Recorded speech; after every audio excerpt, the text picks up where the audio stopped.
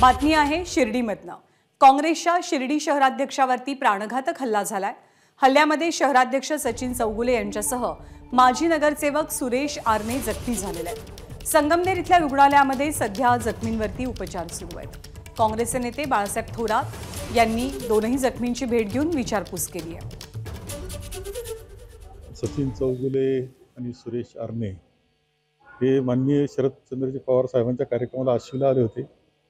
परत शिर्डीकडे जात असताना त्यांची गाडी अडवली गेली आणि 5-7 लोक असावे, आता ते सांगतील ते स्वतः जबाबामध्ये काय, परंतु त्यांना प्रचंड मारहाण करण्यात आली, फ्रॅक्चर त्यांचे झालेले आहेत। एक दहशतवादी पद्धतीने राजकारण करण्याची ही पद्धत आहे।